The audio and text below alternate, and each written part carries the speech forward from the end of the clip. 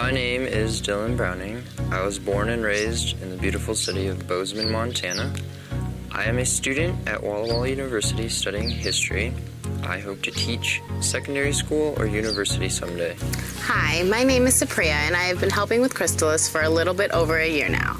I had no idea what this organization would do and end up changing my life. I thought of it as any other job when I first joined Chrysalis, but to my surprise, it changed my view about the world. I came to know Chrysalis through Walla Walla University when they were fundraising to build a new orphanage for the Chrysalis children.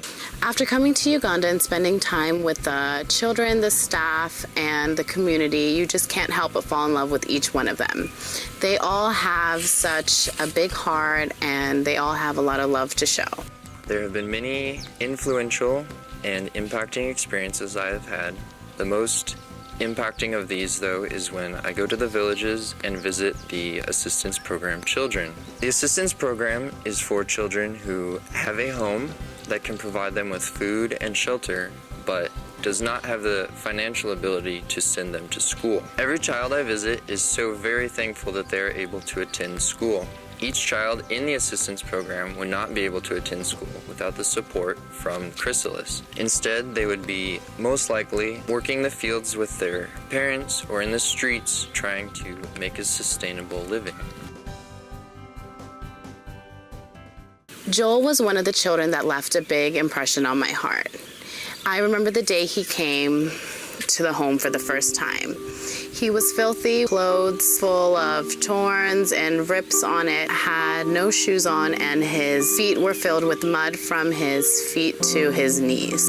We bought him a new set of clothes. We helped him bathe. As we were doing that, we noticed that he had a lot of scars on his back. Apparently, Joel was caught stealing a little bit of money from his mother. She ended up taking him to the police station to be beaten.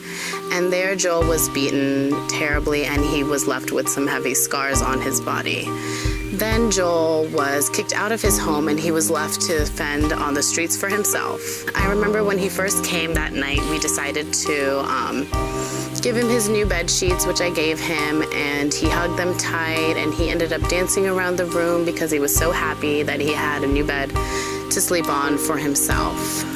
One Sabbath day, we were talking and learning about the story of Joseph, and Joel's response was heartbreaking. Each child told us what they had gotten from the story, and Joel said that no matter what, we should always go to our family, even if they don't love us, that we should always go back to them.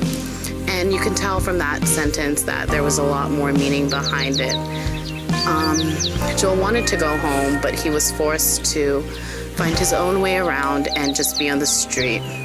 If you were to see Joel today, he is a completely different child. He is so happy. He has so much love to offer. He's always jumping up and down and clinging onto our arms.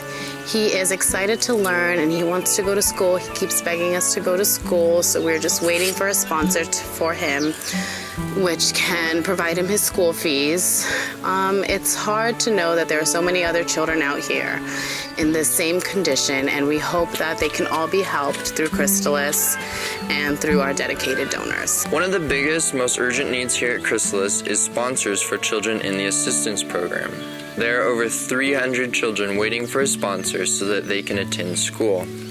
Chrysalis does as much as they can for these children, but we need sponsors in order to help them.